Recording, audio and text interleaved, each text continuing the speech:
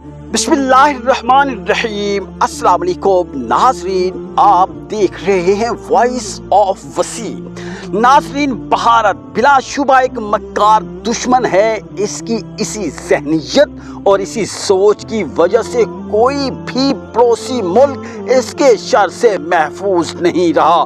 भारत इस खित्ते में अमन का खुला दुश्मन है।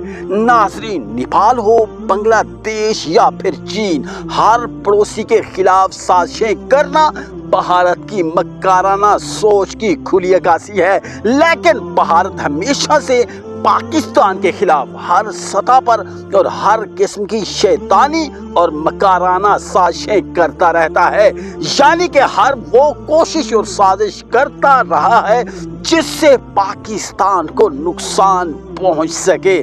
नाज़रीन, हाल ही में FATF के मामला में भारत ने पाकिस्तान को ब्लैक लिस्ट कराने की हर मुमकिन कोशिश की, लेकिन इसकी ये कोशिश भी नाकाम हुई।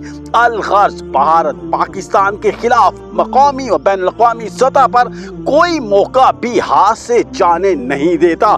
लेकिन ये भी एक हकीकत है कि अल्लाह ताला के फजलो करम से भारत को हर जगह और हर किस्म की साजिशों में नाकामी का सामना करना पड़ रहा है। लेकिन फिर भी भारत जैसे नामुराद दुश्मन को अकल और ना ही शर्मिंदगी का एहसास होता है। नाज़रीन, भारत अपने अंदरूनी मसाइल से अपने अवाम की तवज्जो हटाने के लिए भी पाकिस्तान के खिलाफ प्रोपागेंडा और साजिशें करने की कोशिशों में मसरूफ रहता है। इसमें कोई शक नहीं कि भारत एक नक्काम मुआशी और इंतजामी सतह पर लरजती हुई रियासत है। भारतीय अवाम महंगाई और बेरोजगारी का शिकार हैं, गुर्बत में इजाफा हो रहा है, लोग हुकूमत के खिलाफ हैं, मईशत डामाडोल है। भारत की कई रियासतें अलहदगी के लिए मुतहर्रिक हैं। खालिस्तान तहरीक कामयाबी के बिल्कुल करीब पहुंच चुकी है। नाज़रीन, हाल ही में मोदी सरकार की जानिब से सिद्धू मूसेवाले का कत्ल भी इस खालिस्तान तहरीक को रोकने की एक नाकाम कोशिश थी। नाज़रीन, तमिलनाडु में अमलन भारतीय हुकूमत की रीट ना होने के बराबर है। भारत के तकरीबन 40 बैंक दहशतगर्दी के लिए मनी लॉन्ड्रिंग में मुलव्विस हैं। एटम बम बनाने के लिए अहम जुज़ यूरेनियम की खुलेआम खरीदो फरोख्त के वाक़यात पूरी दुनिया को मालूम हैं।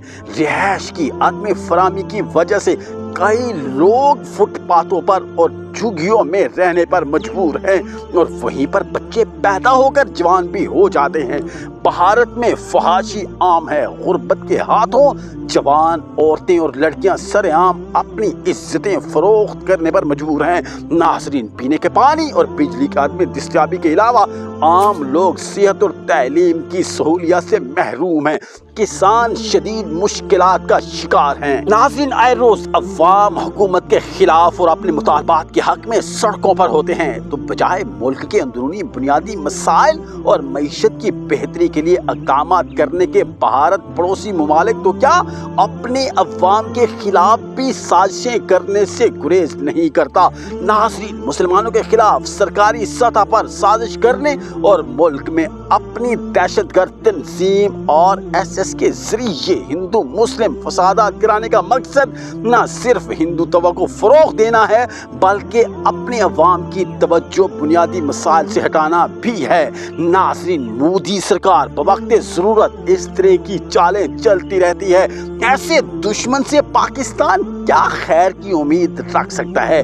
भारतीय हुक्मरान जमात BJP की तर्जमान नुपुर शर्मा की जानिब से हालिया गुस्ताखाना बयानात और इसके रद्द अमल में भारतीय मुसलमानों के जज्बात को कुचलने के अक़दामात भी भारत के अपने ही अवाम के खिलाफ साजिश का सिलसिला तो हैं ही, लेकिन मुल्क की दीगर अक़लियतें बशमूल मसीह और दिल्लत वगैरह भी सरकारी साजिशों से महफूज नहीं हैं। नाज़रीन, दिल्लत कम्यूनिटी पर जुल्म, साफियों के कलम और मुंह बंद करने, गिरजा घरों की बेहुरमती, हत्ता के मुकद्दस किताब बाइबल को जलाने और इन انسانی حقوق کی بدترین پامالی پر دنیا بالخصوص امریکہ اور یورپ کی خاموشی اور بے حسی بڑی عجیب اور حیرت انگیز ہے۔ بھارت اپنے اندرونی مسائل کو حل کرنے کی بجائے سازش کے تحت ملبہ پاکستان پر ڈالنے کی روش آج بھی قائم رکھے ہوئے ہے۔ بھارت نے حال ہی میں 33 صفحات پر مبنی ایک جھوٹا اور نام نہاد ڈوزیئر جاری کیا تھا، جس میں حسب عادت پاکستان پر سرحد پار سے دہشت گردی کا جھوٹا الزام لگایا گیا، جو خود بھارت کے لیے باعث شرم ہے، بلکہ بھارت کو اپنے اندرونی مسائل کا الزام بھی پاکستان پر ڈالنے کی شرمناک کوششوں سے نہیں چوکتا۔ تاکہ گزشتہ دنوں بھارتی شہر ادے پور میں مسلمانوں کے ہاتھوں قتل ہونے والے ایک گستاخ ہندو درزی کے قتل کا ذمہ دار بھی پاکستان کو ٹھہرانے کی نہایت بھونڈی کوشش کی گئی تھی، جو خود بھارت سرکار کی سازش تھی، اور اس قتل کے پس منظر سے ساری دنیا واقف ہو چکی ہے۔ بھارت کی طرف سے تیار کردہ اس لغو بے بنیاد نام نہاد اور جھوٹے ڈوزیئر میں الزامات تو ہیں، لیکن ثبوت کا نام و نشان بھی نہیں ہے، اس لیے اس کو من گھڑت کہانی ہی کہنا مناسب ہے۔ ناظرین، ایک اچھے پڑوسی اور پاکستانی کی حیثیت سے بھارت کو مشورہ ہے کہ وہ اپنی عوام، ملک اور معیشت کی بہتری پر توجہ دے، مسلمانوں اور دیگر اقلیتوں پر مظالم بند کر دے، اور مقبوضہ کشمیر کے لوگوں کو حق خود ارادیت اور آزادی دے، مقبوضہ کشمیر پر غاصبانہ قبضہ ختم کر دے، اور بھارتی اور کشمیری مسلمانوں کو جینے کا حق دے، گرفتار کشمیری رہنماؤں اور نوجوانوں کو رہا کر دے، اور صحافیوں کا گلا گھونٹنے کی بجائے ان کو رائے کے اظہار کا حق دے، اور یہی بھارت کے لیے بہتر ہے۔ پاکستان کے خلاف سازشوں کا سلسلہ بند کر دے اور اچھے پڑوسی ہونے کا ثبوت دے۔ ظلم، جبر اور سازشیں زیادہ دیر نہیں چلتی، نتیجہ بربادی ہی ہوتا ہے۔